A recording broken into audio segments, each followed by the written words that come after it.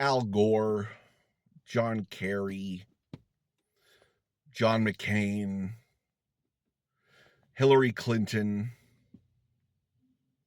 Kamala Harris.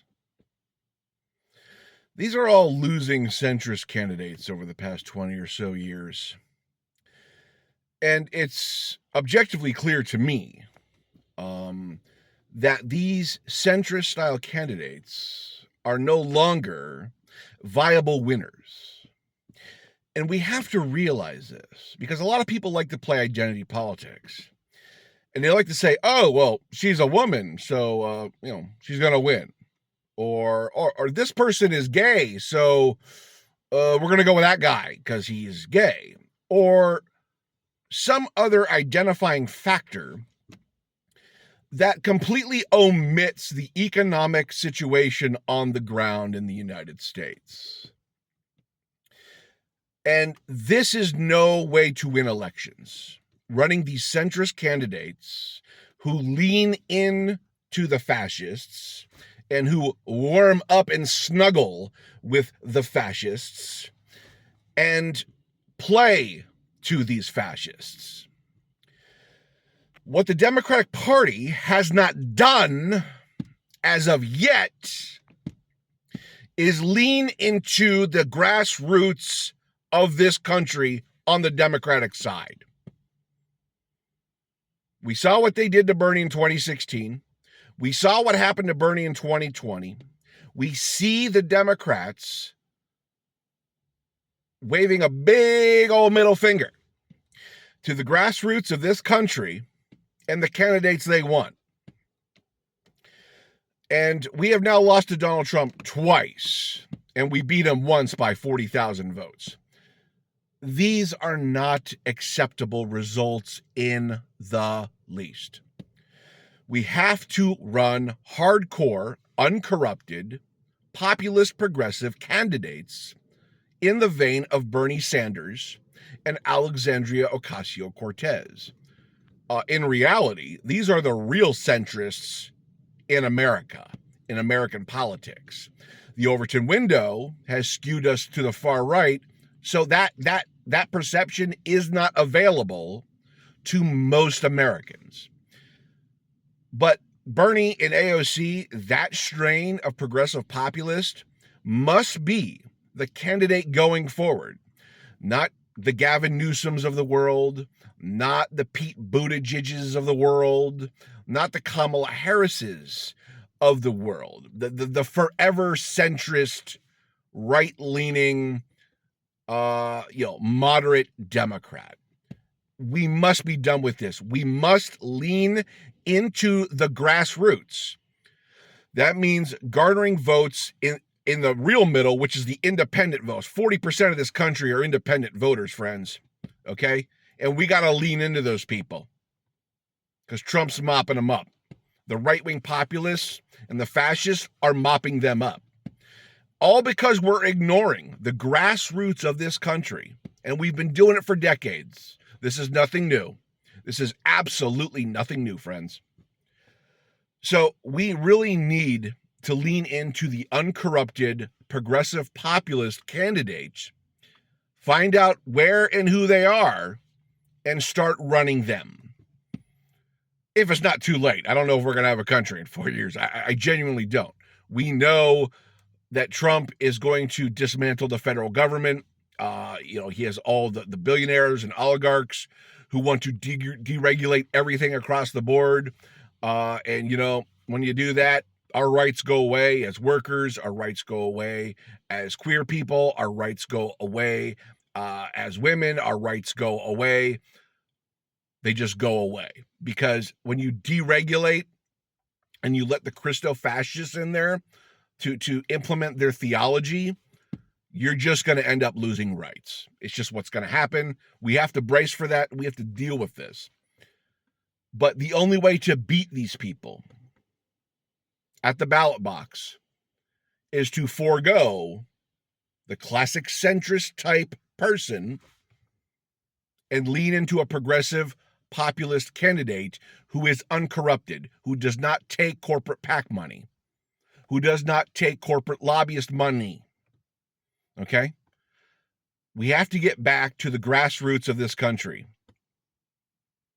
I know the odds are overwhelming, but we have the numbers. We just have to implement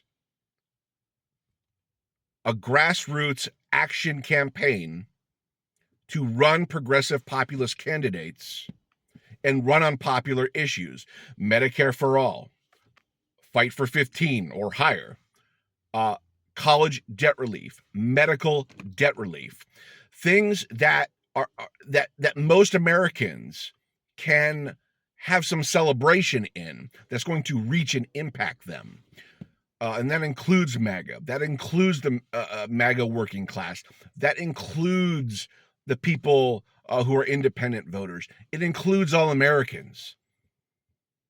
And that was what was so great about Bernie and our movement, was it reached into MAGA. It was pulling out MAGA voters. It was pulling out non-voters.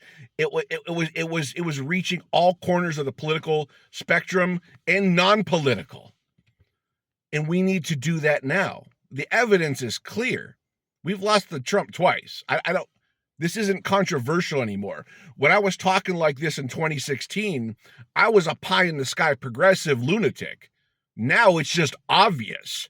Like this whole diatribe, this whole rant right now is the most obvious rant and diatribe and the one I've been giving since 2016. It hasn't changed. And it won't change until it's realized. So that's the consistency I'm running with here. You can go back. I started this channel in 2018. I had the same ideals I did in 2018, in 2016. I'll keep doing the same video until this comes to fruition, because I know what the Democrats are not doing and what they are doing. And what they're doing is losing to some of the most beatable political scumbags in American political history. Like these people are beatable. You're just not going to beat them with these milquetoast centrist candidates who lean into the right wing and their politics. You're not going to win, and it's clear as ever. The Democrats just aren't winning, and they're absolute losers when it comes to beating the most beatable candidates I've ever seen in my life. Like, this is embarrassing. It is so painfully embarrassing to lose to Trump twice and they beat him once by 40,000 votes. like what kind of loserdom is that? Like, you guys are so pathetic. And I mean that not you guys. I'm talking about the Democratic establishment, the people who run the DNC, the people who are the figureheads. I'm talking about Democratic leadership. I'm not talking about Democratic voters. I'm talking about the people who run the Democratic Party and who have ran it into the ground. They have ran it into a second Trump term. And if you're not angry at them, if you're not angry at their media, if you're not angry with Democratic establishment as a whole, you're not angry at the right people right now. Because you can point fingers to voters, you can do all the voter shaming you want. These people are always going to be here, and it's up to us to beat them at the ballot box. And that's why we have to point to Democrats in power and say, hey, we're not doing enough. We need populist progressives running on popular progressive policies, which they are not. They're not leaning into raising the minimum wage. They're not leaning into universal health care. They're not leaning into a Green New Deal. They're not leaning into college debt. All of these things that can garner true, real grassroots revival in the Democratic Party, they're not leaning into them. And that's the problem. And that's why we're at where we are at right now.